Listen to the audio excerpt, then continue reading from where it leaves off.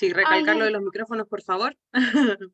y ¿Ya? discúlpame, igual si pueden ahí encender sus camaritas y todos somos hartos, entonces hay que alguien me acompañe visualmente, ¿ya? Eso. Y ahí con las camaritas encendidas vamos bien. Súper. Bueno, entonces, chicos, muy buenas tardes a todas y todos los presentes. Les doy la más cordial bienvenida al seminario que tiene por tema Psicopatología Infantil, abordaje desde una mirada cognitiva procesal sistémica.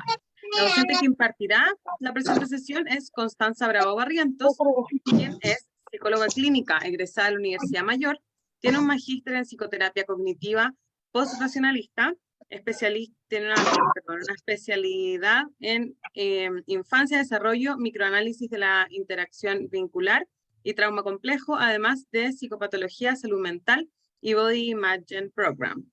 Se ha desempeñado como perito psicóloga, además del área clínica en contextos de salud pública y privada, y es docente de pregrado y posgrado e instructora de yoga para niños con especialización en meditación para la educación. A continuación, vamos a dar inicio a la presentación de la docente.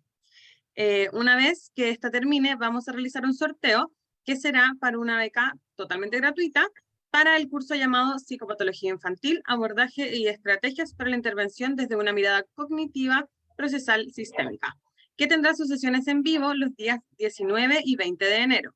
Los requisitos para poder optar a esta beca son, primero, que sean profesionales de la salud mental interesados en la temática o estudiantes del último año en formación.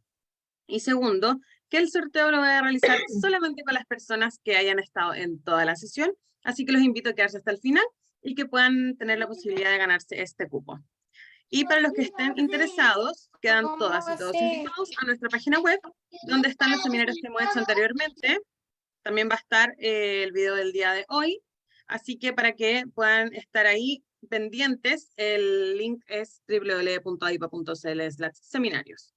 Y finalmente contarles que al final de la sesión del día de hoy, y solo al final, chicos, por favor, con paciencia, para que nos respetemos y todo, les voy a enviar un link por el chat, donde ustedes pueden acceder a la certificación por la participación de este seminario. Así que cuando sea al final del seminario, yo les voy a compartir el link. Y también al momento de hacer el sorteo, voy a compartir 2 códigos QR, uno para México y uno para Chile respectivamente. Y ustedes también pueden acceder a través de eso. Ustedes llenan sus datos, ponen su correo electrónico y les va a llegar automáticamente la certificación. ¿Ya? Así que sin nada más que agregar, Tony, adelante. Súper. Ya, empezamos entonces. Ahí leía que están de todo Chile y de hartos países, así que súper. Y leía que hay de Villarrica, pucha la lecera. Estuvimos ahora el fin de semana, estuve ahí, está la escoba con los lagos, así que nada que hacer. Tengo esa experiencia demasiado reciente. Necesitaba descargarme en alguna cosa pública, ¿no?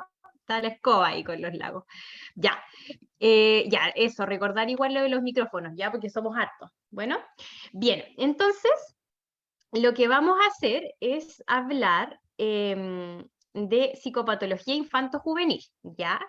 La propuesta que les traigo hoy día es más bien desde una mirada procesal sistémica, ya cognitiva procesal sistémica o posracionalista. Ya no vamos a ver el modelo en detalle, pero más bien les voy a mostrar como la línea de trabajo, ya como la línea de poder mirar los procesos de salud mental. ¿Ya? Y hablamos de proceso de salud mental, ¿ya? Más que de una etiqueta diagnóstica, ¿ya? Si bien es cierto, las etiquetas diagnósticas nos van a servir para poder sistematizar la información, ya aquí ya vemos muchas personas y todos sabemos la importancia de poder tener un diagnóstico a tiempo, ¿cierto? De poder prevenir a tiempo la complejidad de un cuadro clínico, ¿ya? Y sabemos la importancia que eso tiene. El punto es que además de eso existe un proceso, ¿ya? Un proceso en la salud mental y para hablar de eso vamos a hablar de una trayectoria evolutiva, ya es decir, de un ser humano pequeño que es concebido y que va creciendo, ¿cierto? Y que este ser humano se va complejizando a lo largo de todo su funcionamiento y sistema, ¿cierto? Y que por tanto va teniendo una coherencia emocional, ¿cierto? Un dominio emocional que lo va organizando a lo largo del tiempo y eso se va complejizando a medida que va creciendo y que por tanto todo ese proceso que atraviesa a nivel emocional, cognitivo, biológico, neurobiológico, va en el fondo teniendo un sentido, ¿ya? Un sentido evolutivo y que por tanto cuando estudiamos los cuadros clínicos entendemos el proceso, ¿ya? Es decir, ¿cómo llegó este niño pequeño a tener tal cuadro clínico? ¿Qué sentido tiene eso? ¿Ya? No solo nos vamos a quedar con la etiqueta diagnóstica, por ejemplo, tiene un TEA, ¿cierto? Sino que vamos a entender su proceso, vamos a entender qué estrategias son más adaptativas o le van a resultar mejores a este niño y no a este otro, ¿ya? La idea es como poder distinguir eso, ¿ya? No aplicar una misma cosa o una misma estrategia para todos, ¿ya? Iguales, ¿no? Esto no es una fábrica de salchichas, estamos trabajando aquí con personas, ¿ya? Entonces, en ese sentido es la propuesta que vamos a ver hoy, ¿ya? Siempre me gusta partir las presentaciones con esta fotito, ¿ya? Debería cambiarla ya, pero la misma siempre, pero bueno. Y es un pequeño gran inicio, ¿ya? Y tiene que ver con lo que hablamos desde este modelo, siempre parte un poco por las teorías de la complejidad, ¿ya? Por las teorías de evolución, ¿ya? Y en ese sentido de todo lo que tiene que ver con los mamíferos, ¿ya?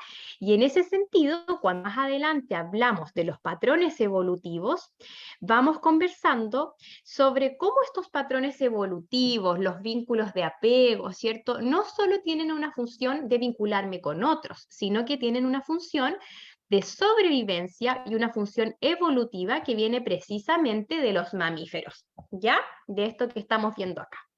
Ahora es importante ir viendo también cómo estos mamíferos hemos ido evolucionando a través del tiempo y que a veces en aquellos cuadros clínicos que son más complejos y que tienen una mayor tendencia hacia la psicopatología más rígida, más concreta, usamos estrategias que son mamíferas y súper primitivas, ¿sí? Como en algunos cuadros que lo vamos a ir viendo más adelante. ¿Ya? Entonces, una buena manera de partir, que a mí me gusta, que no es la mejor, pero es la que a mí me acomoda, que no necesariamente es la mejor, es partir por esta evolución, ¿ya? Y desde allí, el bebé humano nace con el 22 a 25% de su cerebro desarrollado, cerca del tercer año alcanza alrededor de un 65%, siendo el primer año de vida fundamental, ¿ya? ¿Esto qué nos quiere decir? Que gran parte de esta maduración cerebral y de cómo se va dando la activación de ciertas zonas en nuestro cerebro y de la maduración de esto y de sacar el máximo potencial de ese cerebro chiquitito, ¿cierto?, que está en desarrollo, va a depender en gran medida de dónde nace y quién lo cuida, ¿ya? Esto no quiere decir que un niño que nació en un contexto que es más bien desfavorable vaya a tener todo perdido en la vida, ¿ya? Y eso es una mirada también que les vine como a comentar acá para que lo podamos ir conversando. Nada de lo que hablemos en este curso es siempre, nunca determinante, ¿ya? Todo lo que vamos a ver en este seminario y lo que vamos a estar conversando en el curso está siempre ligado a una mirada que es madurativa, que es contextual, donde tenemos posibilidad de reparar, donde tenemos una posibilidad de cambio, ¿ya? Y donde nos vamos a centrar en el recurso de ese niño, de esa persona, ¿ya? Entonces, cuando más adelante veamos algunos patrones de vínculo o alguna relación con la psicopatología, no vamos a hablar que tal niño tiene tal patrón de vínculo y por tanto eso explica su cuadro clínico, ¿ya? Porque eso sería totalmente reducir toda la complejidad de ese ser humano a una cosa demasiado reduccionista y lineal, ¿ya? Más bien vamos a hablar de orientaciones hacia ciertos patrones vinculares y que por tanto si se dan ciertas condiciones culturales, contextuales y de muchas otras condicionantes, vamos a tener una mayor tendencia a desarrollar tal cuadro clínico, ¿ya? Pero aún así no es siempre, ¿ya? No es como una etiqueta diagnóstica ni como una categoría, ¿ya? Entonces, ojo allí, ¿ya? Porque de seguro a veces salen y siempre terminan saliendo en las preguntas, entonces pasa que tal niño que va a tener tal orientación vincular, es probable que tenga este trastorno, no. ¿Ya? Eso va a depender de muchísimas cosas, ¿sí? Lo que vamos a hablar aquí es que puede tener ciertas orientaciones, ciertas trayectorias que lo pueden llevar a eso, pero todo eso es variable, es madurativo y es dinámico, ¿ya? Entonces, dependiendo de esto que les estoy contando ahora, que este cerebro va dependiendo en gran medida de quién lo cuida y de dónde nace, no quiere decir que eso sea la raíz de todo lo que explica una patología, ¿ya? Es parte, ¿cierto? Y en cierta forma va trazando una, como se explica algunas veces, como una especie de columnita vertebral emocional, ¿ya? En la que uno aprende a moverse, pero que eso totalmente puede ser variable y cambiar, ¿cierto? A través de las condiciones en las que se nos va dando la vida y los recursos que van llegando. Ahí lo vamos a ir viendo más adelante, ¿sí?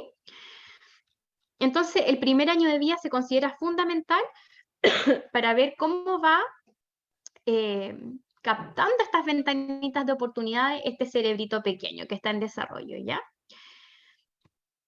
Entonces, cuando hablamos de este modelo, vamos a hablar de una teoría compleja para un ser humano complejo, ¿ya? Y eso implica no reducir lo que le ocurre al niño solo a una etiqueta diagnóstica, porque eso no explica lo que le pasa. Ya a veces uno dice como, no, es que lo que pasa es que es muy inquieto porque tiene déficit atencional. Ya, ok, tiene un diagnóstico, una etiqueta que sirvió, ¿cierto?, para que lo derivaran, para que si requirió fármaco, ¿cierto?, o cualquier otra intervención, pero eso no explica por qué el niño actúa así ante ciertas situaciones, cuáles son aquellos factores emocionales que intervienen, ya necesitamos procesos, más allá de una etiqueta, ya eso no explica por qué al niño le pasa lo que le pasa. Lo mismo ocurre con nosotros los adultos, no me lo explica una etiqueta lo que a mí me pasa, sino que cómo, qué llevó a que ocurriera tal cosa, ¿cierto? Un proceso, una explicación, una complejidad detrás de una conducta, ¿ya? No solo lo que vemos como externo, ¿ya? Entonces, desde allí, sin hacerlo muy, muy complejo ni muy largo, lo que empezó a ocurrir como con los modelos de psicología, como con las teorías, para llegar a estos modelos como de la complejidad, fue que se fueron dando cuenta que a pesar de trabajar como a veces desde ciertos modelos más cognitivo-conductuales, ¿cierto? Desde los más antiguos o desde ciertos modelos que significaba una cosa para todos lo mismo, empezaron a llegar a la conclusión de que a veces la persona podía cambiar la forma en la que pensaba y cambiaba el pensamiento, pero había algo que se mantenía más o menos sin cambio, ya que se mantenía allí. Y eso era lo que se comenzó a entender como esta coherencia interna, ya es decir, como que cambiaba algunos pensamientos, pero me seguían generando malestar algunas situaciones, y algunas situaciones que son distintas en todos los que estamos acá, ya, y es porque desde este punto de vista todos vamos organizándonos emocionalmente de una manera distinta, ya, y esa organización emocional me va permitiendo tener una explicación de lo que me ocurre y una emoción, ¿ya? Cuando hablamos desde este modelo como de lo explícito y de lo tácito, ¿ya? Es decir, vamos dándonos alguna explicación a lo que me ocurre. Ya ahora vamos a ir viendo que cuando vamos hablando de esta patología, lo que va ocurriendo es que esa trama narrativa o esa explicación que yo me voy dando de lo que me pasa es discordante, no concuerda mucho o no alcanza a acaparar, ¿cierto? O a dar sentido a lo que me ocurre, ¿ya? Por ejemplo, ¿cuántas veces a nosotros nos ha pasado que nos sentimos horrible y alguien nos pregunta cómo estamos y uno dice bien, y esa explicación la verdad es que no me sirve para sentirme mejor, me siento peor incluso, ¿no? Porque precisamente esa explicación no alcanza a dar cabida a esto que Sí, estoy sintiendo, ¿ya? si Ojo no, allí con los el tío que se murió en el avión. Bien, entonces desde este punto de vista vamos a tener un modelo explicativo, ¿ya? De procesos de salud mental, ¿ya? De procesos de por qué llegué y por qué me afecta y me pasa lo que me pasa, ¿ya? En ese sentido, cuando hablamos del conocimiento en este modelo, vamos a hablar que el conocimiento es activo, ¿ya? Es decir, cuando va a venir la persona con la que estamos trabajando y nos va a decir, bueno, ¿y cómo hago esto? ¿O qué hago? ¿O cómo resuelvo esto? Uno va a devolver esa pelotita y vamos a entregar a ver. ¿Quién es el experto en esta experiencia emocional? ¿El terapeuta, el profesional con el que estoy trabajando o yo, el paciente en este caso, el usuario, el sistema familiar? Es el otro. Nos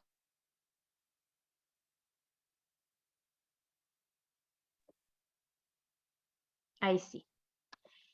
por más que yo, y ahí les pido de nuevo ojito con los micrófonos, porque yo también a esta hora ya mi concentración está en otra, entonces si estamos ahí se me va el hilo, ¿ya? Entonces, Sí, por eso te había silenciado, porque los puse a todos en silencio, así que ahí ya, deberíamos estar más tranquilos.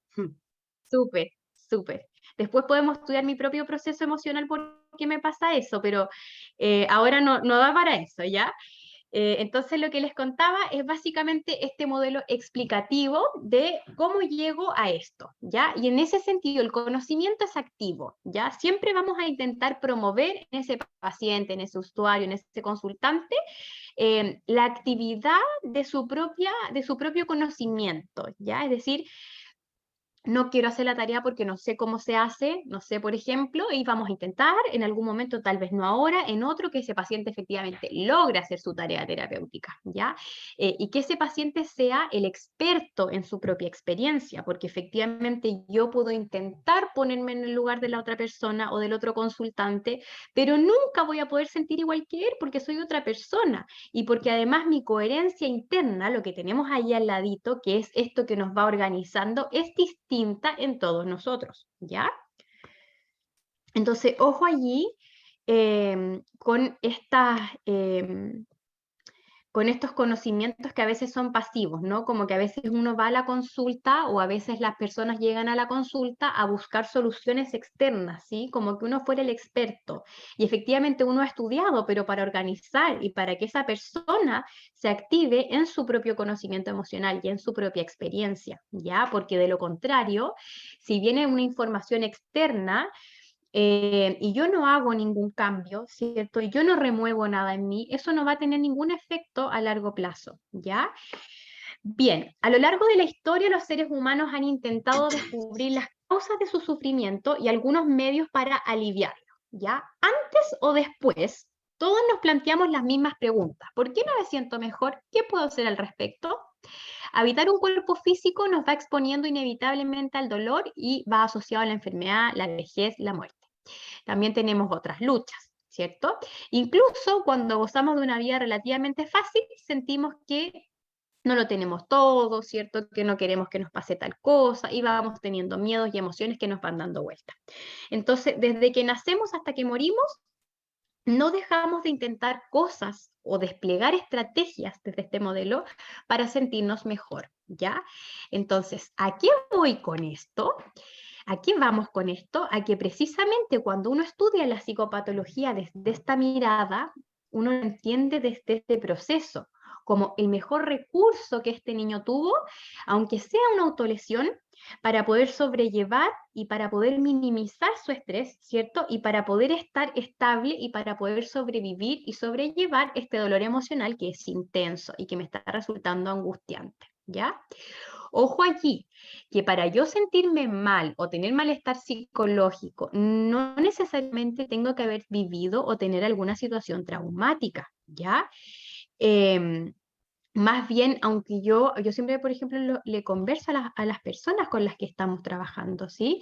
Como, aunque se te haya quebrado una uña y tú me digas, no voy a hablar de eso porque es muy tonto, ¿qué va a pensar de mí la psicóloga si digo que me quebré una uña y eso me generó malestar? Pero ojo, que a partir de eso puede haber un tremendo tema, ¿cierto? Por ejemplo, decir, hasta las uñas las tengo malas, no tengo nada bueno, ¿sí? Entonces, ojo allí con a veces desestimar que no necesariamente tiene que haber habido algo traumático, gigantescamente grave para los ojos de los otros para explicar un malestar psicológico, ¿ya? Entonces, obviamente, cuando hablamos de autolesiones y de psicopatología, hablamos que esa obviamente no es la mejor estrategia saludable, adaptativa, armónica, flexible, abstracta, ¿estamos de acuerdo?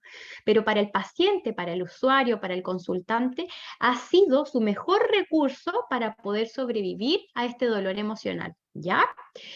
Aquí Víctor pregunta, ¿el terapeuta o psicólogo debe generar confianza frente al paciente? De lo contrario, el paciente lo cuestiona, efectivamente, ¿cierto? Y eso de generar confianza es una confianza genuina, ¿cierto? No es como generar confianza para sacar toda la información, ¿no? Sino que efectivamente es desde la compasión, es desde esta mirada amorosa, no de ver esto como una locura, ¿cierto? O como, bueno, se está cortando, está manipulando, lo único que quiere es llamar la atención, ¿cierto? Sino que vamos a promover siempre una mirada armónica, una mirada compasiva, y que aunque la estrategia sea desajustada para mí, ¿cierto? Para mí como adulto, para mí como psicóloga, para mí como mamá, para mí como profesional, es el mejor recurso que ese paciente tuvo para poder sobrellevar este dolor emocional, ¿ya? Obviamente vamos a trabajar para que esto se adapte, ¿cierto? Para que este ser humano se ajuste, para que avance en un dominio más organizado y tienda más a la salud mental, ¿ya? Pero partimos desde esta base, ya que todos intentamos sentirnos mejor. Entonces, desde allí todas las estrategias que yo despliegue, aunque sean para el otro desajustadas, son lo mejor que este paciente encontró para poder mantenerse, ¿ya? Entonces, esta nueva forma de mirar el síntoma va, en el fondo, disminuyendo las etiquetas y aumentando el proceso. Ya a veces uno en la U, por ejemplo, ponía, bueno, lo que le pasa a este niño es que tiene diagnóstico de ansiedad. Fin. Y explicamos el cuadro clínico y algunas sugerencias y fin. Bueno, desde esta mirada, lo que explicamos es, además de eso, un proceso. Ya es decir, bueno, esta ansiedad se aumenta en ciertas cosas, se va relacionando con esto, ¿cierto? Voy explicando y voy organizando cómo este paciente y por qué a este paciente le ocurre y le pasa lo que le pasa, ¿ya? Todo esto tiene un sentido, no es al azar, ¿ya? Y en ese mismo sentido, es que por algo es que a los pacientes, ¿cierto? A los consultantes, a los usuarios, tienen una mayor tendencia a desarrollar cierta sintomatología. Y no es al azar que algunos desarrollen más sintomatología ansiosa, otros más desde la línea depresiva, otros más del control emocional, otros más desde la reactividad y la intensidad emocional. Todo eso tiene un sentido, ¿ya? No es al azar, no es porque se le ocurrió al paciente, llegó la ansiedad y le dio y manifestó de esa forma. Tiene un sentido que es evolutivo y que es procesal y que se va construyendo a lo largo de la vida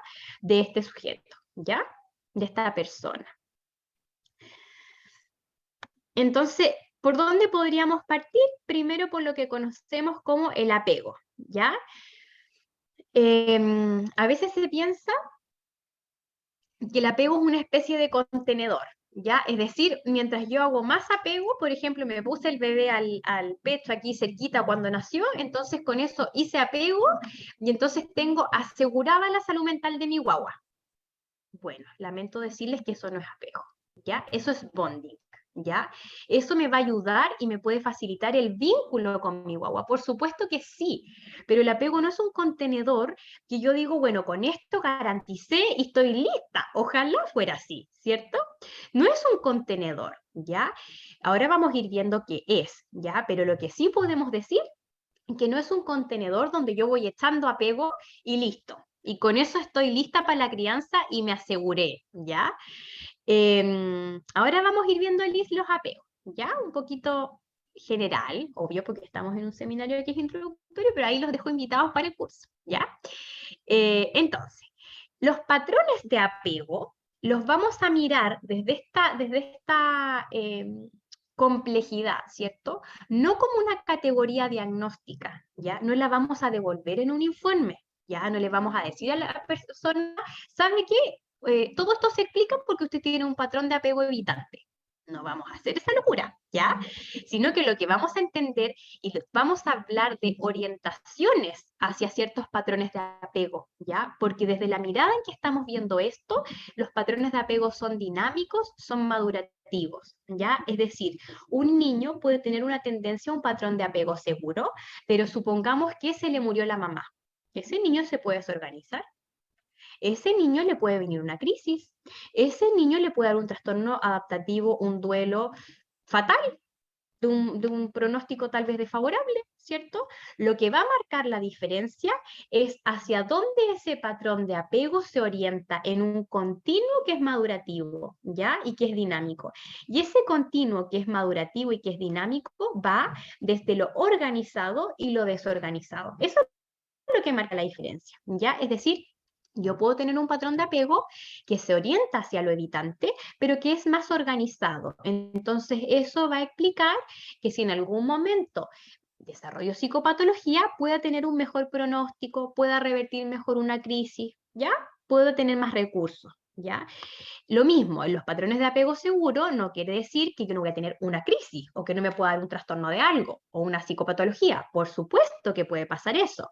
Lo que va a marcar la diferencia es que probablemente un niño que se orienta a un patrón de apego seguro en la línea de lo organizado, por supuesto, va a tener un mejor pronóstico, va a tener una mejor capacidad cognitiva, abstracción, de flexibilidad, que le va a permitir poder afrontar eso de una mejor manera, ¿ya? Y que probablemente si va a psicoterapia va a necesitar un par de sesiones y con eso va a estar bien, ¿ya?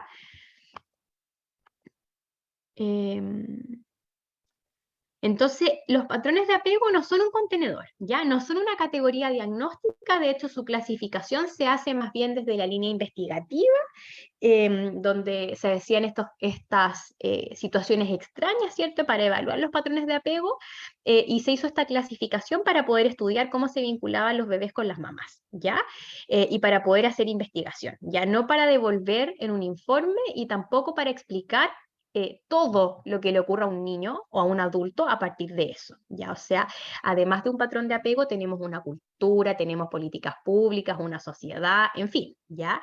Un niño puede tener una tendencia a un patrón de apego evitante en la línea de lo desorganizado, haber tenido un ambiente familiar muy desfavorable, pero haber tenido un tutor resiliente, por ejemplo, en el colegio. Alguien que le decía, ven, yo te ayudo, cuenta conmigo, y eso puede haber sido su gran recurso y probablemente de allí agarró más herramientas y eso le ha permitido, frente a un momento de crisis o de estrés, poder enfrentarlo de una mejor manera, ¿ya? Es decir, no todo es el patrón de apego tampoco, todos son las otras experiencias también que vamos teniendo a lo largo de la vida, ¿cierto?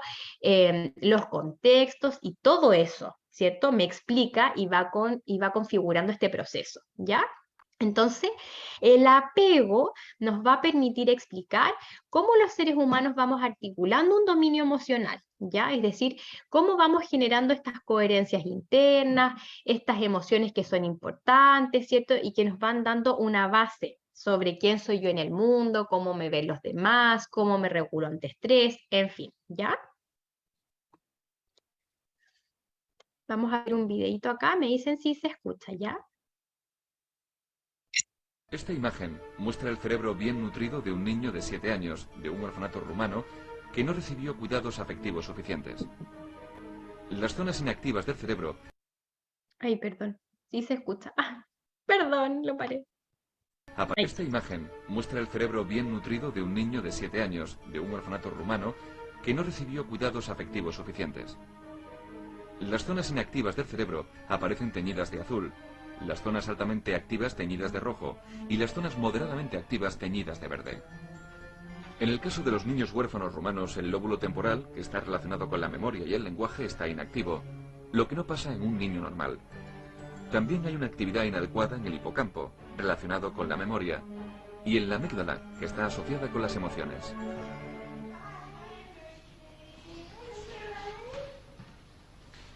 El exceso de estrés puede producir trastornos en el cerebro de un niño, pero un apego seguro puede amortiguar el estrés. Las penosas condiciones de los orfanatos rumanos en los años 60 demuestran lo importante que es el contacto humano directo para el desarrollo de un bebé. Estos niños huérfanos no recibieron ningún cuidado, excepto ropa y comida. Cuando crecieron, la mayoría de estos niños huérfanos mostraron señales de un desarrollo incompleto del lóbulo temporal, la parte del cerebro responsable de la memoria y el lenguaje. Súper, ya eso es más o menos como para introducirnos en lo que estamos conversando, ¿ya? ¿Cómo ese cerebrito... Ay, ¿por qué pusieron que no se escuchó nada? ¿Se escuchó o no? ¿Sí? Ya, perfecto. Entonces es más o menos como el cerebro va sufriendo cambios y modificaciones en la medida en que es contenido, ¿cierto? Y en que va madurando adecuadamente, ¿ya? En esa regulación emocional. A ver, tengo una pregunta aquí. quería comentar mi situación frente a patrón de apego. Mi esposo tiene un hijo. Ya, vamos a terminar aquí y pasamos a leer ahí los comentarios, ¿vale? Para no perdernos aquí. Entonces, básicamente, como les contaba, lo vamos a ver en un continuo, ¿ya? ¿Y cómo se va produciendo este patrón de apego entonces frente a esta lectura de señales en momentos de estrés? ¿Ya? No vamos a ver los patrones de apego así cuando estamos todos jugando, estamos todos felices, porque eso no es un contexto de estrés, ¿ya? Como decimos los chilenos, los patrones de apego se van a ver em, en... los patrones de apego se van a ver efectivamente cuando hay estrés, ¿ya? Entonces, ¿cómo se va generando? Cuando este bebé va mostrando sus señales de estrés y son o no contenidas por este cuidado, por este sistema de cuidado que ejerce el adulto, ¿ya? Vamos a hablar de sistema de apego cuando es del bebé hacia el adulto y de sistema de cuidado cuando es del adulto hacia el bebé, ¿ya? Entonces, en esta contención y protección ante estrés, vamos a ir hablando de apego, ¿ya? Cuando esto se va transformando en un continuo a través del tiempo que es consistente, ¿ya? Entonces, básicamente vamos a aquí ver algunos patrones de apego, ya por ejemplo vamos a hablar del modelo interno operante que se genera mentalmente, por ejemplo, con los patrones de apego con tendencia hacia lo seguro, ya generalmente allí la imagen que los niños tienen de sí misma es una imagen positiva, ya es como un niño que merece ser cuidado, ya y que por tanto yo sé que si expreso malestar puedo ser y voy a ser contenido. ¿Ya? Entonces eso va a favorecer que yo pueda explorar, que yo tenga curiosidad por el mundo, que yo me pueda mover desde allí con más facilidad. ¿Ya? A veces se piensa que un niño con patrón de apego seguro no pudiera tener malestar, no pudiera estar más reactivo, más intenso hacia ciertas situaciones, lo puede hacer perfectamente. Y de hecho es probable que se muestre más reactivo frente a momentos de estrés porque sabe que va a ser contenido y que sabe que va a haber algún adulto que me pueda contener y estar disponible para mí, ¿ya? Entonces, el modelo interno que va operando en esa mentecita pequeña es de alguien que merece ser cuidado, ¿ya? Y es probable que en algún momento de mucho estrés, ¿cierto? O de alguna situación traumática o no, si es que se llegara a generar sintomatología de cualquier tipo, un niño que se mueve en ese patrón de apego seguro tiende hacia lo organizado y por tanto pudiera revertir de mucha mejor manera esa crisis, ¿ya? Siendo más transitoria, ¿ya? Por otro lado, pudiera tener mejores capacidades de flexibilidad, abstracción, ¿ya? Y pudiera entonces poder, al principio cuando yo les hablaba de esta trama narrativa y de la emoción, pudiera entonces generar una explicación de lo que me pasa, mucho más abarcativa, mucho más integrativa, mucho más abstracta, y poder entonces organizar lo que me ocurre, ¿ya?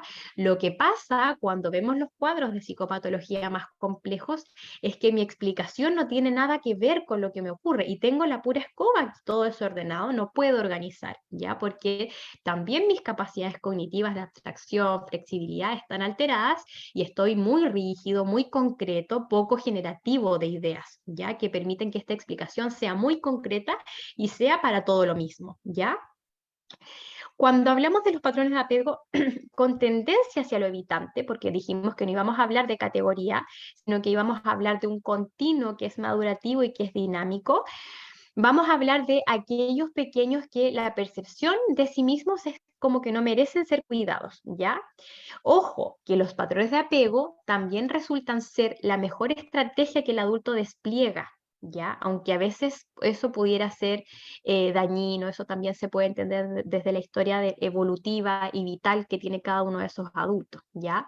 Pero desde esta línea, por ejemplo, y yo siempre les comento, no sé, nuestros abuelitos, ¿ya? Ahí la mayoría tenía patrones de apego evitantes desorganizados, o con por lo menos con una tendencia heavy hacia eso, muy importante. Pero imagínense una mamá altamente disponible con 15 guaguas. ¿Quién lo hubiera podido lograr? Díganme ustedes. ¿Se podría haber sido disponible emocionalmente para todos esos bebés? Estando leyendo todas esas señales, habiendo además una cultura, un contexto sociocultural altamente complejo, ¿cierto? No con la búsqueda de redes de apoyo que tiene uno ahora, probablemente esa fue la mejor estrategia que se encontró, ¿ya?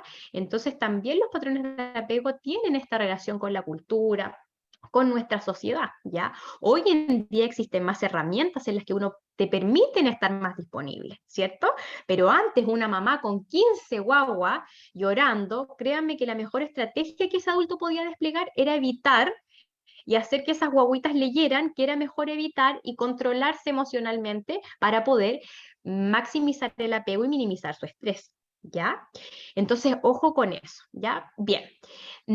Habiendo dicho eso, cuando hablamos de los patrones de apego con tendencia hacia lo evitante, vamos a hablar de aquellos pequeños que su percepción es más bien como que no merecen ser cuidados. Esta imagen de sí mismo a veces tiende a ser un poquito variable y a depender del contexto, ¿ya? Buscando a veces inhibir, por ejemplo, el contacto con las figuras significativas o evitar el sobreinvolucramiento afectivo, controlar aquello que siento y mostrarme a veces o preferir la información cognitiva, por ejemplo, mostrarme a veces muy autónomo forzadamente, ¿ya? O muy complaciente, buscando corresponder constantemente a las expectativas externas, ¿ya? Nuevamente, eso va respondiendo a una regla, ya que es con esa estrategia que yo despliego, logro maximizar mi apego y minimizar mi estrés, ya, es decir, con eso logro mayor disponibilidad parental y logro sobrevivir en este sistema familiar y por tanto logro una mayor disponibilidad, ¿cierto? Si llego con el 7 y voy siempre correspondiendo a tu expectativa parental, yo ya sé que tengo que llegar con eso para lograr un refuerzo o para que tú estés más disponible para mí y de esa forma voy minimizando mi estrés, ¿ya? Cuando hablamos de aquellos patrones más bien tendientes hacia lo evitante, hablamos de un cuidador que pareciera ser percibido como poco consistente, ya como poco predecible. Entonces, desde el niño me voy mostrando más reactivo y más intenso, ya porque parece que desde el bebé solo voy entendiendo que en la medida en que me muestro más intenso, mamá o papá o el cuidador logra ser más predecible para mí, ¿ya? Ambos patrones de apego pueden moverse en el continuo de lo desorganizado o de lo organizado, ¿ya?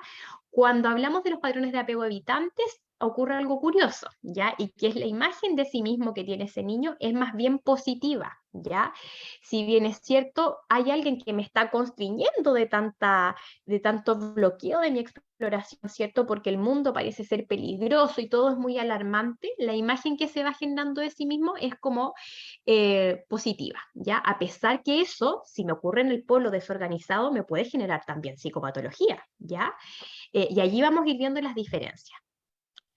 Entonces la imagen tiende a ser más positiva porque hay alguien que bloquea mi actividad exploratoria y eso por supuesto que si se pone desorganizado, rígido, concreto, me puede generar sintomatología, pero también yo siento que hay alguien que me está protegiendo, ¿ya? Y finalmente, cuando hablamos del patrón de apego desorganizado, no se entiende como un patrón de apego en sí, sino que se entiende como parte de este continuo, donde quien me debería cuidar, proteger, es quien me daña, quien me estresa, quien me genera malestar, y por tanto no hay una estrategia clara de cómo yo tengo que ser para poder aumentar o para poder maximizar mi apego y minimizar mi estrés, ¿ya?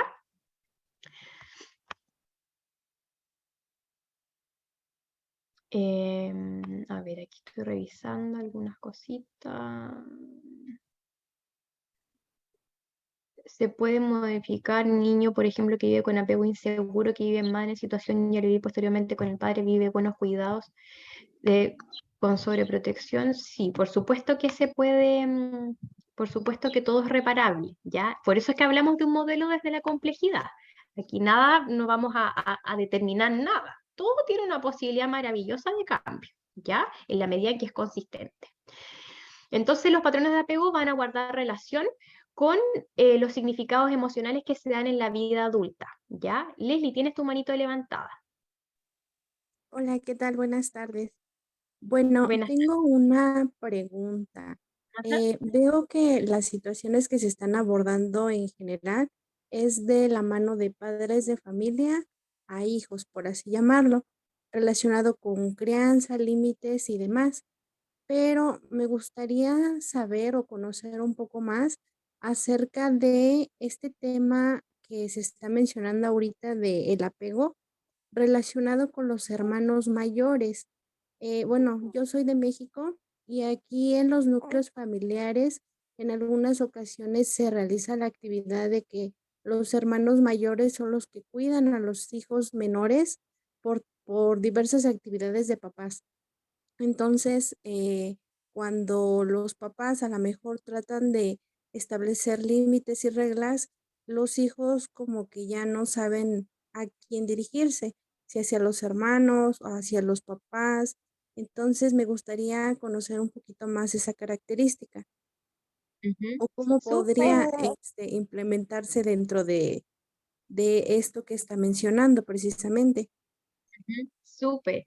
Ahí hablamos de una tendencia, por ejemplo, hacia los patrones de apego evitantes parentalizados, ¿ya? Donde hay esta inversión de roles y donde entonces para poder nuevamente desplegar mi estrategia y maximizar mi apego con papá o mamá cuidador, yo sé que tengo que invertir mis roles y ser el hermano que cuida a otros, ¿ya? Y que se hace cargo y que constantemente está buscando corresponder a las expectativas externas, y aunque tenga mil cosas que hacer en el colegio, por ejemplo, me hago cargo de estos hermanos, ¿ya? Y eso representa un contexto de alto estrés, ¿ya? Y por supuesto que eso, en la medida en que se va volviendo muy concreto, muy rígido a través del tiempo, claramente va a tener una mayor tendencia a desarrollar algún cuadro clínico, ¿ya? Bien, al igual que la sobreprotección, ¿ya? O sea, toda rigidez va a ser un factor de riesgo, ¿ya? Yo puedo proteger en la medida en que voy siendo consciente de que en ese momento se requiere sobreproteger, ¿ya? Si está a punto de caerse a una piscina, yo voy a sobreproteger porque el contexto lo requiere, ¿cierto? Pero así cuando eso se va poniendo algo concreto, llevándome a la rigidez constante, eso claramente no va a ser un buen indicador, ¿ya? Y lo mismo ocurre me está preguntando bastante aquí sobre los apegos seguros en la adolescencia, ¿ya? Vamos a hablar de una tendencia hacia los patrones de apego seguro, ¿ya? Y básicamente es lo mismo, es aquel adolescente que a pesar de las dificultades o con las dificultades o no que traiga la etapa del ciclo vital, yo aún cuento con mamá, cuento con papá o cuento con un cuidador, ¿cierto? Al que puedo expresarle lo que me pasa, ¿cierto? Que puedo dar cuenta, ¿cierto? De las molestias o no que me genera mi cuerpo, que participo en otras actividades, ¿cierto? Que voy sintiendo que tengo algún adulto con el que puedo contar, ¿sí? Y obviamente cuando vamos viendo que se van dando cuadros clínicos, sintomatología demasiado ansiosa, ¿cierto? Vamos también viendo cómo se va dando el vínculo, ¿ya? Y nos vamos explicando desde allí también, ¿ya? Acá les tenía un videíto, pero después vamos a ver si lo alcanzamos, ¿ya? Porque estamos medio cortos de tiempo. Entonces, básicamente, los patrones de apego me van explicando en parte una tendencia hacia ciertos cuadros clínicos, ¿ya? Hacia cierta patología, ¿ya? No per se, no determinante, pero una tendencia, ¿ya?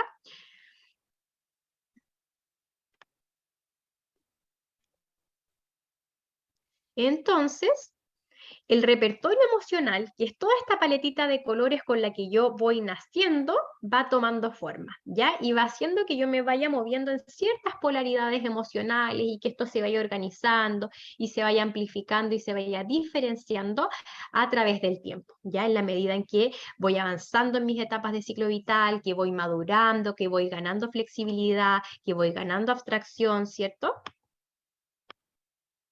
Bien, ahí teníamos otro video que es de un experimento que se realiza con monitos, donde claramente la elección ante una mamá que parece que es de fierro y que es más fría, ¿cierto? Era una mamá falsa, pero que tenía comida, y otra que era una mamá falsa de fierro, ¿cierto? Pero era calentita y era suavecita, los monitos terminan prefiriendo a la mamá falsa, pero que era peludita y calentita, ya por el sostén emocional que eso significaba. Que tampoco lo vamos a alcanzar a ver porque ya estamos cortos de tiempo. Bien, entonces existe una mayor o menor tendencia hacia la psicopatología dependiendo de cómo vamos aquí con la tendencia hacia los patrones de apego seguro, evitante, ambivalente o desorganizado, ¿ya? Es decir, aquel niño con un patrón o una tendencia a un patrón de apego seguro va a tener una expectativa más positiva sobre la contención de los otros ante estrés, ¿ya? Sabe que en algún momento va a ser calmado, va a poder tener esta exploración, esta curiosidad, probablemente va a ser más expresivo y va a saber que ante riesgos, por ejemplo, en la adolescencia, yo puedo llamar a alguien, ¿cierto? Puedo contar con mamá o papá si me pasó algo, ¿ya? Puedo pedirles que me vayan a buscar a la fiesta si esto se está poniendo muy riesgoso, ¿ya? Por ejemplo. En aquellos patrones de apego con tendencia hacia lo evitante, la expectativa del niño va a ser menor en el sentido de ser calmado, ¿ya? Menor la expectativa de confort, ya de ser sostenido. Probablemente va a haber un sobreestímulo en la exploración, pero no en cercanía física. Probablemente va a haber una inhibición de la expresión emocional. Lo que vemos allí es una tendencia a sobrecontrolar emocionalmente lo que siento para poder, nuevamente, voy a mi regla, maximizar mi apego y minimizar mi estrés, ¿ya? Y puede haber también una autonomía forzada y precoz. Claramente aquí no vamos a estar hablando de niños que se están abrochando la zapatilla o que se quiere poner la ropa solo, ¿ya? Porque eso no es un contexto de estrés, que no pone en juego mi disponibilidad ni mi vínculo, ¿ya? Ni qué tan disponible estás tú para mí, ¿ya? Sino que acá vemos cuando esto reviste un patrón consistente de estrés, ¿ya? Y nuevamente pueden haber niños con una tendencia hacia los patrones de apego evitante, pero que se mueven en la línea de lo organizado. Es decir, yo sé que para aumentar mi apego, para poder maximizar mi apego o mi disponibilidad con papá o mamá, yo tengo que llegar con los 7. Es una estrategia que conozco y es predecible y puede no ser patológica, ¿ya? Ojo con eso también. En el caso de los patrones de apego con tendencia hacia lo ambivalente, vamos a ver que la expectativa es impredecible, hay poca claridad ante cómo resuelve mamá o papá el cuidador ante estrés, hay una mayor reacción afectiva, una mayor reactividad para obtener predictibilidad y entonces puedo mostrarme más irritable, rabioso o descontrolado. Ya es decir, solo en la medida en que me voy mostrando así, parece que logro mayor predictibilidad vincular. Nuevamente esto puede ser en la línea de lo con tendencia hacia lo organizado y no generar un mayor cuadro clínico como en la línea de lo desorganizado y desarrollar una patología más compleja y con un pronóstico más desfavorable. Ya, por ejemplo, una mamá que efectivamente no deja salir al niño porque le puede pasar algo, estoy inventando, ¿ya? Y el niño no va al jardín, no va al colegio y no está escolarizado. Ya ahí estaríamos hablando de una desorganización, ¿ya? Así como mamá que es un poquito más impredecible y sobrecontrola, pero también es consciente y lo va reparando, ¿ya? La línea más organizada, ¿ya? Y como les decía, el patrón de apego desorganizado no es un patrón de apego en sí, sino es parte de este continuo y donde se va generando una expectativa que es confusa y atemorizada, donde la figura significativa me va gatillando estrés y malestar, ¿ya? Y allí yo voy desplegando estrategias que son bizarras, que son extrañas, me acerco, me alejo, me golpeo porque no sé cómo ser para poder sobrevivir en este ambiente, ¿ya? Para poder maximizar mi apego y minimizar mi estrés. No sé qué hacer, entonces como no hay estrategia y no es organizada la estrategia, se genera esta desorganización y claramente allí hay una mayor tendencia hacia la psicopatología y a desarrollar algún cuadro clínico con un pronóstico no tan favorable, ¿ya? Obviamente, en la medida en que hayan otras experiencias, que haya más recursos, que haya una prevención, todo puede tener otro panorama, ¿ya? Y este escudo que me va a proporcionar el patrón de apego va a funcionar a nivel cerebral, hormonal y mental, ¿ya? En todos los niveles y funcionamientos del ser humano. Me voy a ir moviendo entonces, gracias a esto que he ido aprendiendo a través del tiempo, a moverme o no en criterios o en dominios de autoaceptación, autonomía, cómo me voy moviendo con mi entorno, cómo voy vinculándome en mis relaciones, cómo va siendo mi propósito en la vida, ¿ya? Existe también una relación entre la psicopatología y el tiempo y también con los patrones de apego, ya es decir, aquellos patrones de apego más tendientes hacia lo evitantes, ya con mayor rigidez y concretud van a estar más tendiendo hacia la sintomatología depresiva, por ejemplo, en algún momento, pudiendo ser esa una alternativa, ya pudiendo ser muchas otras, ¿ya? Pudiendo ser ansiedad también, porque acuérdense que acá todo depende, ¿ya? Pero si uno hablara de una mayor tendencia, podría ser a la sintomatología depresiva, ya presentar, si eso se pusiera rígido y concreto a través del tiempo, alteraciones temporales que van hacia esa fijación hacia el pasado, ¿ya? Y por otro lado, aquellos patrones de apego más tendientes hacia lo ambivalente, podríamos hablar de esta orientación temporal hacia el futuro, ¿ya? Cómo va a ser este futuro y muy expectantes sobre ello. Ahora, no necesariamente eso puede ser psicopatología, ahí vamos viendo en qué dominio se va moviendo, hacia lo organizado o hacia lo desorganizado, ¿ya? Entonces vamos ordenando esta experiencia emocional como una única manera de poder agrupar estas tonalidades emotivas, ya es decir, nos vamos constituyendo y nos vamos aprendiendo a mover en un cierto dominio emocional, ¿ya? Ahí me disculpan, chicos, hay muchas preguntas, pero si no, realmente no vamos a alcanzar en el tiempo. Entonces, cuando hablamos de psicopatología, vamos a hablar de aquellos criterios que son normales o anormales, pero también le vamos a incorporar esta mirada de la psicopatología evolutiva, ¿ya? Que tiene que ver con qué sentido tiene este cuadro clínico en este niño y cómo lo ajustamos a su etapa del desarrollo, ¿ya?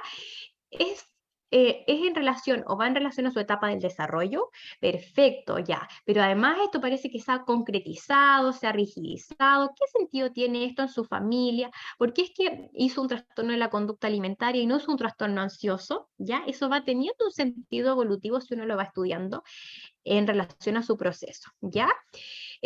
Algo importante es que lo que se ha estudiado es que los cuadros clínicos también tienen una continuidad, ¿ya? Es decir, sintomatologías que se presentan en la infancia y que claramente no son, en el fondo, como atendidas con prontitud, ¿ya? O, claro, o no van teniendo un tratamiento que sea preventivo, logran en el fondo tener un sentido de continuidad a través del tiempo, ¿ya? Y lo más probable es que en la adolescencia se presente algo más o menos en la misma línea y que se perpetúe hasta la adultez, ¿ya? Si no hay un trabajo allí que ayude a paliar eso. Vamos a estudiar entonces los factores que van atenuando, manteniendo o agravando los cuadros, ¿ya?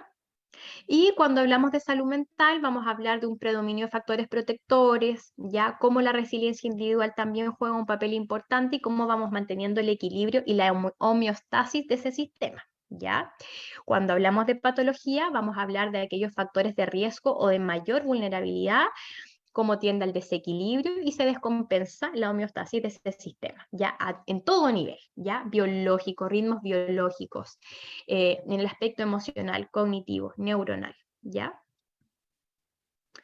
Eso es lo que les decía, que tiene un sentido de continuidad. Ya la evidencia considera entonces que las enfermedades mentales en la infancia rara vez son episodios únicos y suelen mostrar una continuidad hasta la edad adulta. Y ahí la importancia de poder realizar hipótesis procesales, ¿ya? Más que hipótesis descriptivas, ¿ya? Hipótesis procesales. Acá básicamente que los apegos desorganizados están indicados y lo que se ha descrito es que tienen una mayor tendencia hacia la psicopatología, ya por los elementos que les contaba, porque ese cerebro se va alterando, va afectando mi funcionamiento de cerebral, ¿cierto?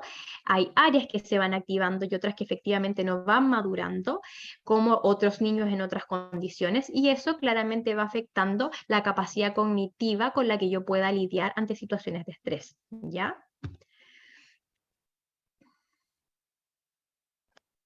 Hay alguna relación también con los trastornos reactivos del apego en contextos de deprivación, negligencia, ¿ya?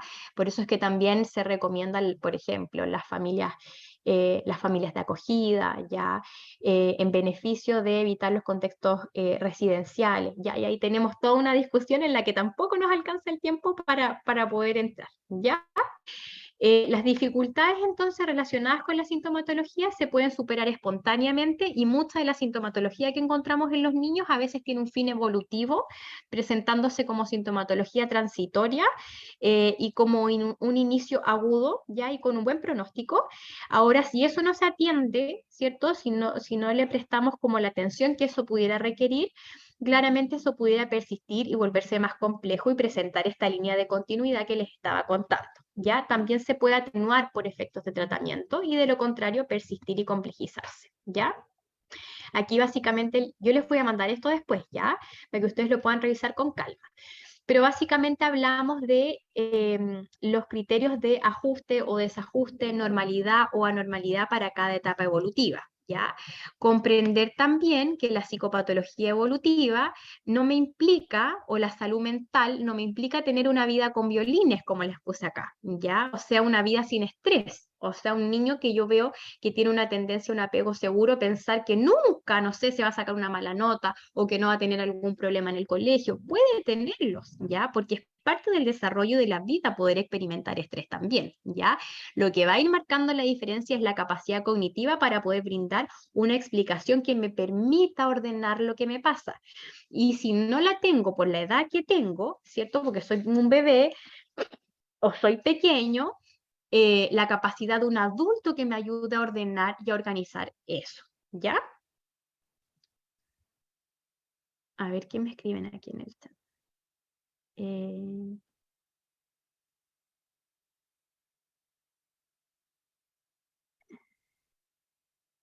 Ya. En todo caso, si responder las preguntas al tiro experimental, sí. Yo las estoy ignorando, chicos, porque si no, no vamos a alcanzar. Ya, y este es un seminario como para darles una pinceladita, ¿ya? Bien, entonces la presentación sintomática de los cuadros clínicos o de la sintomatología va a depender entonces de las etapas evolutivas, de todo el contexto, de los patrones vinculares y del sentido de sí mismo que se va organizando y que va teniendo una continuidad y una coherencia, ¿ya? Según, además, la etapa del desarrollo en la que se encuentre, ¿ya?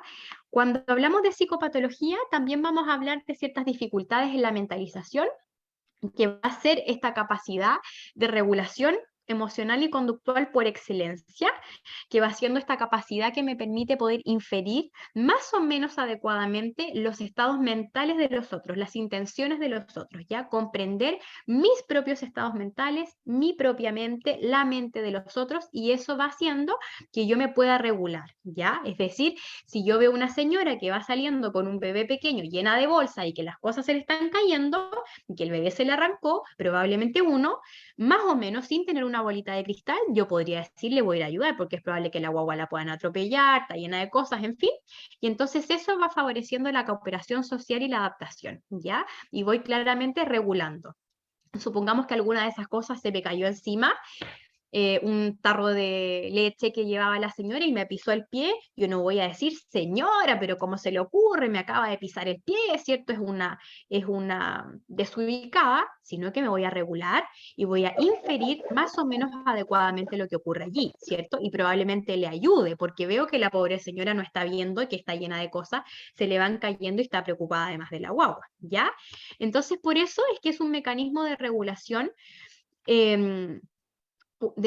emocional y conductual de excelencia, ¿ya? Y que va favoreciendo la cooperación y la adaptación social, ¿ya?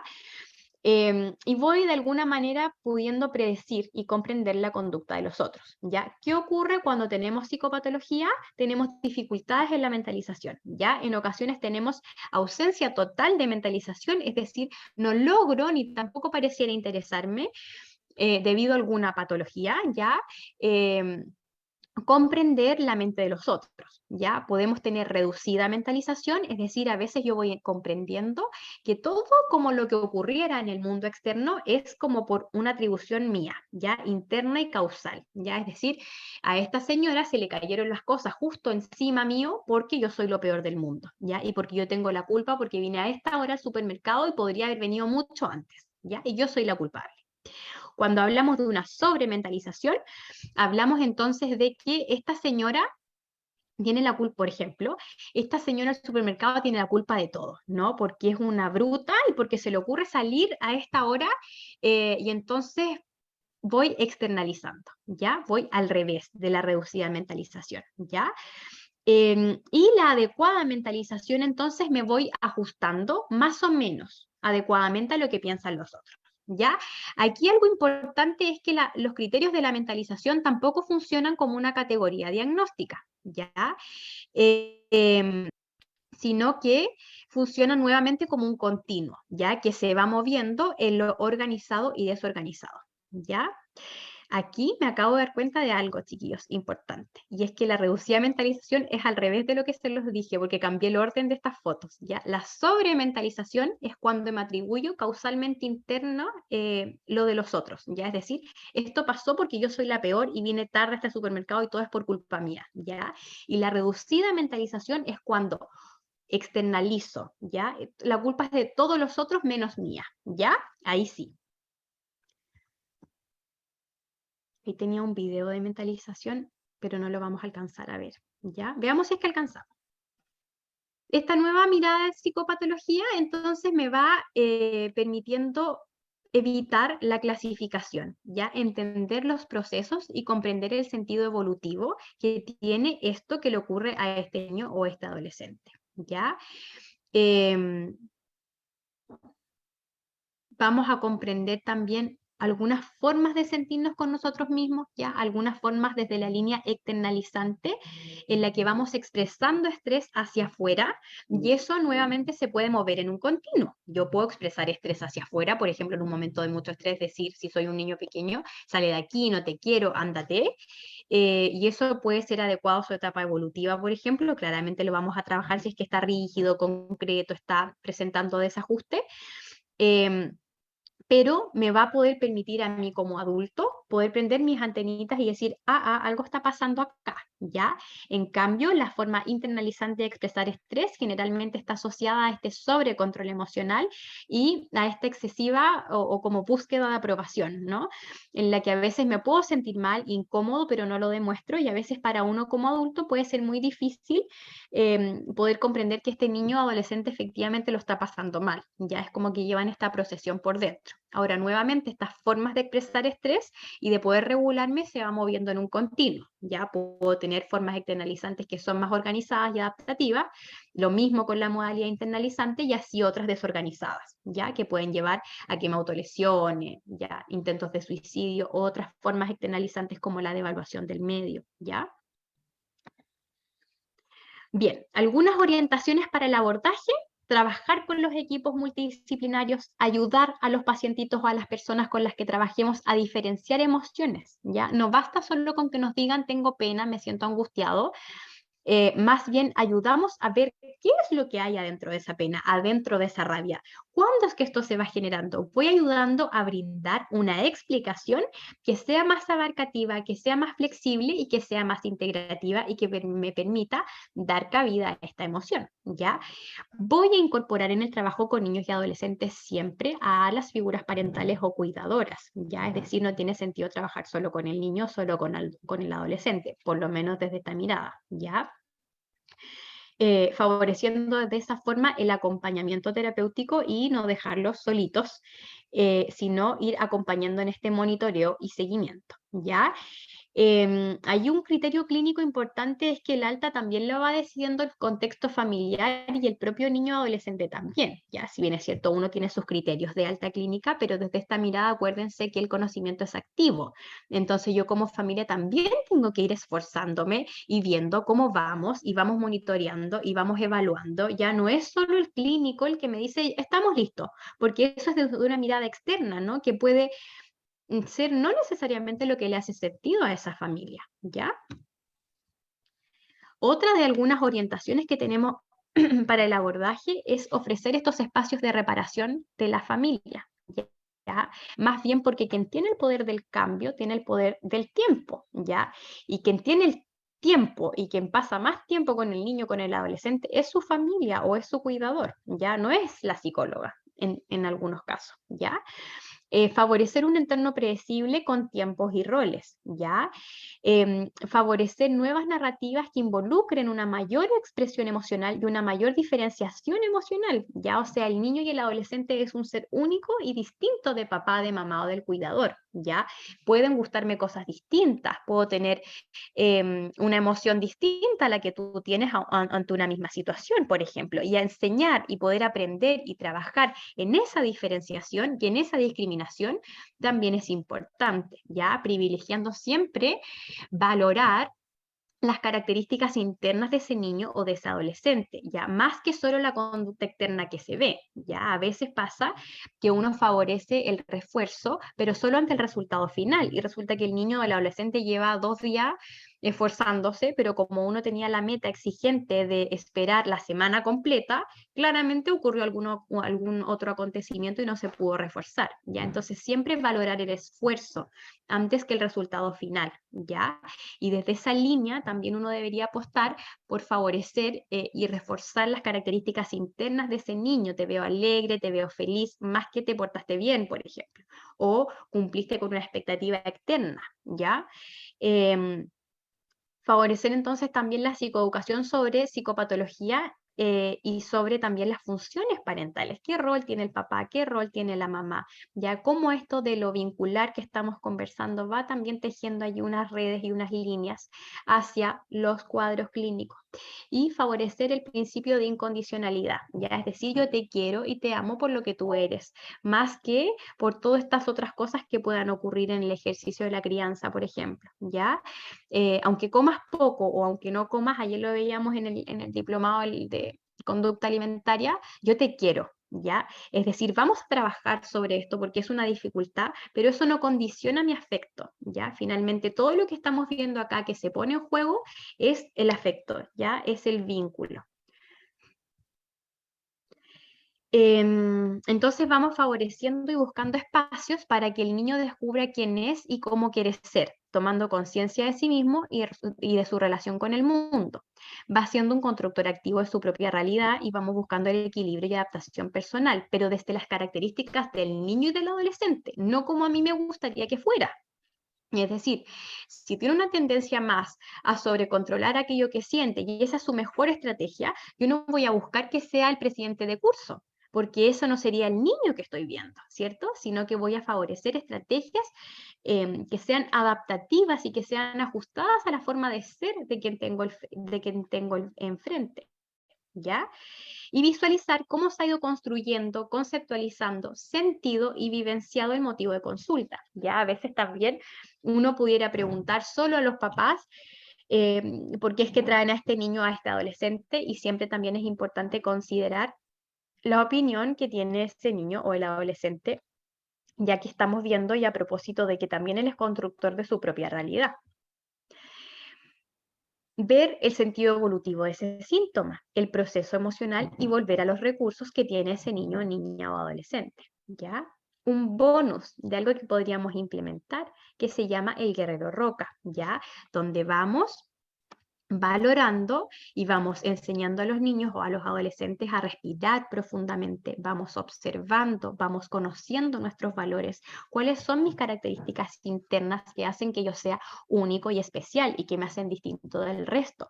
Y desde allí puedo actuar en función de mis propios valores y puedo decidir acciones y ponerlas en práctica, ¿ya? Por ejemplo, el guerrero roca funciona muy bien con los niños pequeños, ¿ya? Con los adolescentes también, pero ahí hay que ajustarlo al youtuber, al influencer o al cantante de la época, ¿ya? O al que esté más de moda, ¿ya? En el país, pero con los niños pequeños también funciona muy bien este bonus, ¿ya? De trabajar en base al guerrero roca, ¿ya? Por ejemplo, allí uno pudiera poner como ejemplo que, no sé, Spider-Man es un guerrero roca, ya porque no anda golpeando a todos porque sí, sino que él está pensando, observa, conoce quién es y actúa en función de eso, ya.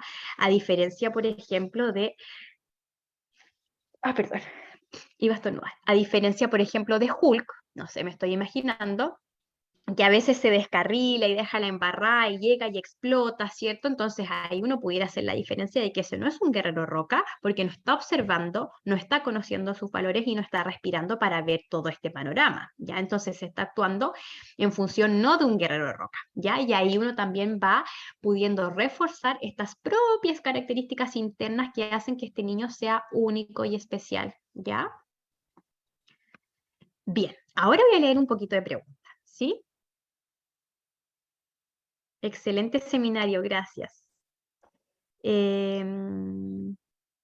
Chicos, la info del seminario.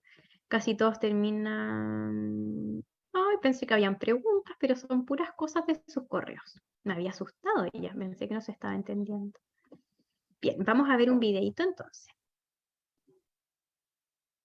Muy buen seminario. Ya, pero no se despidan, si quedan minutos, chiquillos. Veamos el video, alcancemos. Alcancemos a ver un video. No fue algo que hiciera a la ligera. No me Alcancemos. Acá. Esto sería un ejemplo de mentalización, ¿ya? No es fácil ser niña o niño en un mundo adulto.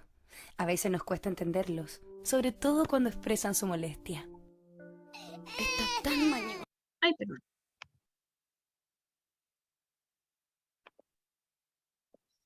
No sé qué le pasa. Me tiene tan aburrida. Juanito, tienes que portarte bien y hacerle caso a la mamá. Vamos a jugar con los niños. ¿Qué pasó antes? Ya, hijo, levántate. Tenemos que apurarnos, estamos atrasados. No quiero. Ya, pues apúrese. No. Ay, no seas mañoso. Hay que ir al jardín infantil. Ay, ¿hasta cuándo te digo que tenemos que irnos pronto? ¿Cómo no me entiendes?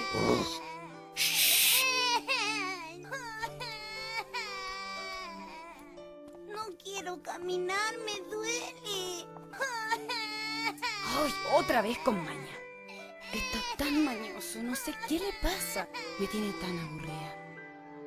¿Tratemos de otra forma? Ya, hijo, levántate.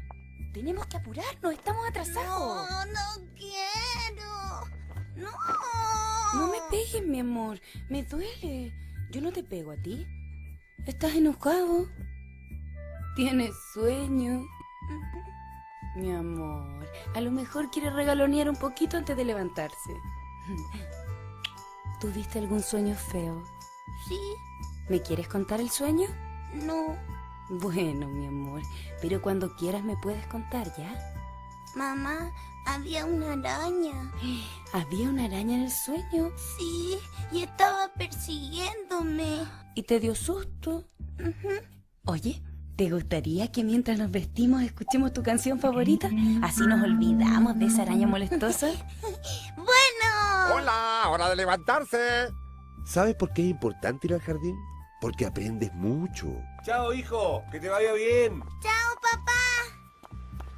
¿Qué pasa, hijo? Me duele el pie. A ver, ¿qué pie le duele? Ese, mamá. Oh, hay una piedra, pues. Ya, ¿ahora sí? Sí, gracias.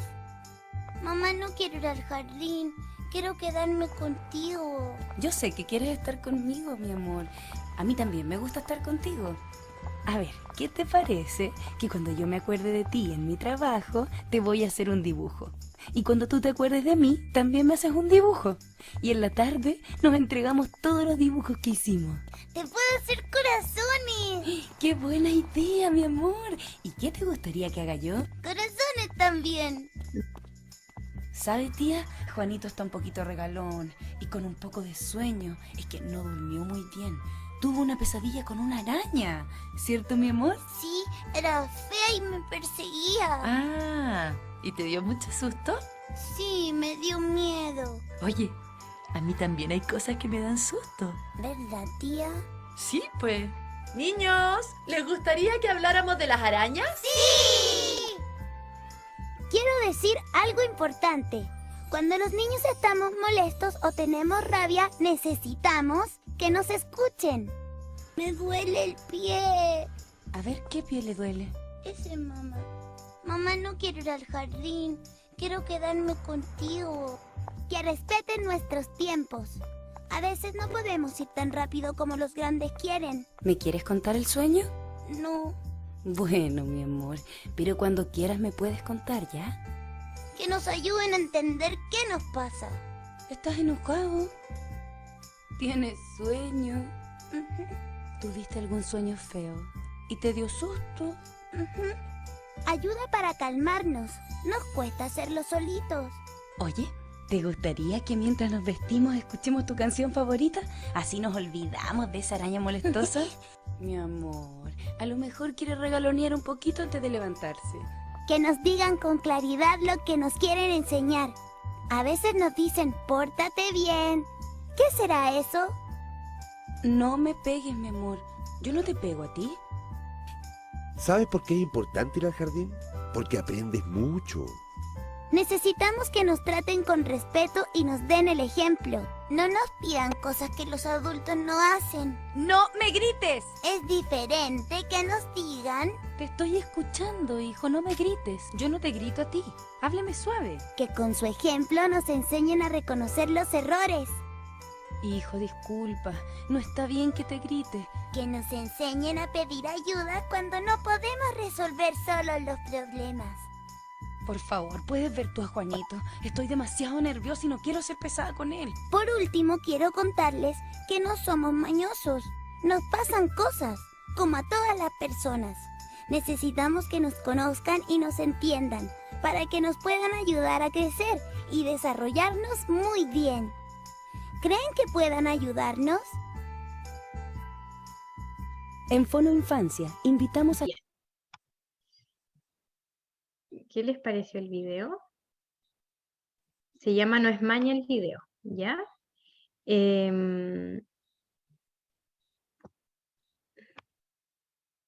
ver. Qué bueno que les gustó ya. Ese sería un ejemplo más o menos de una mentalización adecuada, ¿ya? Es decir, no un adulto que está todo el tiempo disponible, ¿cierto? Sino un adulto que gritó, efectivamente tuvo alguna dificultad, pero que pudo reparar, ¿ya? Que efectivamente en ese momento no pudo inferir adecuadamente, puede ser por muchos factores, pero que después reparó, ¿ya? Y trató entonces de comprender e inferir de otra manera más o menos adecuada lo que le ocurría a su hijo, ¿ya? Y más o menos esa es como la invitación, ¿ya? De ayudar a los niños y a los adolescentes con sus explicaciones en el proceso terapéutico o en el proceso de crianza o en el proceso de trabajo, ya desde el rol que ustedes están, desde las diferentes personas que estamos aquí, todos nos vinculamos con adolescentes y con niños de alguna u otra manera. Y entonces de allí radica la importancia de ayudarles a construir explicaciones sobre sí mismos que sean más abarcativas, flexibles, ¿ya? Y amorosas y comprensivas, ¿cierto? Y compasivas con ellos mismos, ya es decir, no todo se explica porque eres un niño mañoso, ¿ya? Sino que efectivamente estás mañoso porque tienes sueño, porque tenías una piedra, porque es tu primer día de jardín, y así voy tejiendo una trama narrativa, ¿ya? O un discurso o una explicación que me permite abarcar y poder darle un sentido a esto que yo siento, ¿ya? Porque de lo contrario, lo que se va generando es un sentido de sí mismo que va buscando corresponder más bien a lo que sienten los otros o ajustarme a lo que sería esperado de lo que yo percibo que quieren los otros de mí, ¿cierto? Y mis propios ritmos emocionales, biológicos, fisiológicos no van teniendo cabida. Entonces, aunque tú me digas que no me duele y aunque me duela, mi emoción no va teniendo ningún sentido y yo no voy pudiendo explicármela. Entonces, la explicación que me doy, aunque me duela, pero me están diciendo que no me duele, va siendo algo muy confuso y finalmente no va siendo abarcativo de lo que va ocurriendo, ¿ya? Y así podríamos pasarnos mucho rato más hablando de otras cosas que hacemos, evitando y en el fondo restando como esa validación emocional a lo que le pasa a los niños y a los adolescentes. Y eso va haciendo a lo largo del tiempo, cuando eso se transforma en un patrón consistente, que va avanzando y que se va complejizando a través del tiempo, en que uno aprende en el fondo a confiar más en los otros y en la experiencia de los otros que en tus propios ritmos y en tus propias emociones y en tu propia experiencia, ¿sí? Y entonces nuestro trabajo, o por lo menos desde esta apuesta, es valorar esos ritmos, ¿sí? Valorar nuestras propias necesidades, nuestros propios gustos, nuestros propios intereses, incluso nuestros propios ritmos biológicos, de frío, calor, en fin, ¿ya? Así que con eso terminamos nuestro seminario. Obviamente ustedes entenderán que no se puede responder todas las preguntas, ¿ya? Porque es un seminario que finaliza a las 9:30 y los dejo súper invitados a que puedan asistir al curso, ¿ya? Y Constanza, ¿conoces algún video similar pero que pueda hacer con adolescentes? Podría ser este mismo, pero como para mostrárselos a los papás, ¿ya? Como en el sentido que el adolescente no es que sea flojo, ¿sí? No es que está echado ahí en la cama porque quiere embarrarte el día, ¿ya? Sino que está cansado, está creciendo, está aburrido, todos en la casa andan en otra sintonía, en fin, y así vamos ayudando a que la explicación sea mucho más abarcativa de lo que le pasa, ¿ya? Así que espero que les haya gustado, espero encontrarme con ustedes en el curso y nos estamos viendo en otro seminario o en otra instancia, ¿ya? Que estén súper. Ya, queridos, muchas gracias, Constanza, perdón, ahora sí. Muchas gracias, Constanza, por este excelente seminario. Muchas gracias a todos por la paciencia, por la participación, por el interés. Así que espero que varios de ustedes se inscriban en el curso. Está toda la información en la página www.aipa.cl, donde mismo va a estar este seminario ya y los seminarios que hemos realizado anteriormente. ¿Ya? Voy a cerrar el chat para ponerle los links ahora. Ahí están. Ya, hay uno para Chile y uno para México. Si eres de otro país, puedes llenar cualquiera de los dos, no hay ningún problema. Y voy a compartir mi pantalla para que podamos hacer el sorteo, y también va a estar el código QR, también respectivamente de cada uno de los países, para poder acceder a la certificación, ¿ya? Aquí vamos. Aquí está. Ya, entonces ahora vamos a hacer el sorteo. Me gritan, me hablan, cualquier cosa, ya, si es que sale su nombre, por favor, para que podamos tener un ganador lo más pronto posible. Nicole Ñanco González, ¿estará por ahí? Nicole. Nicole. Nicole Ñanco González. ¿Al agua? ¿Qué dicen ustedes, chiquillos? Al agua. Al agua.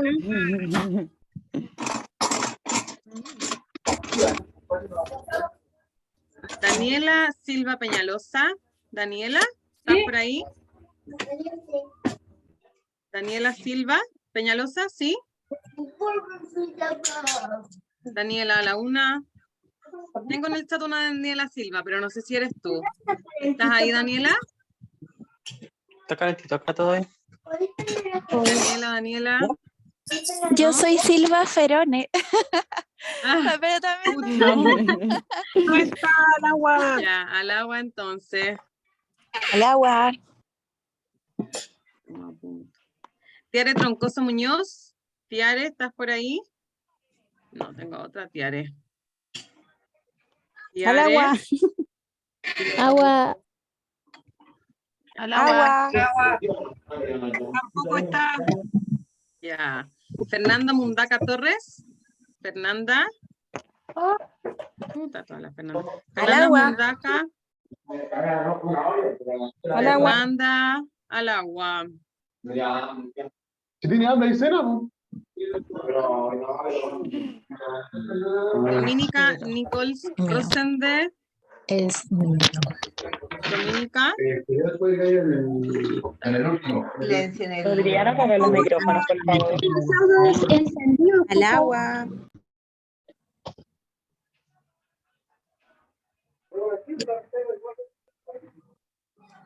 Juan Pablo Araya Pardo, perdón, Juan Pablo. No está tampoco. Al agua. Al agua. Ponga números más altos. Xiomara Ramírez. Aquí yo.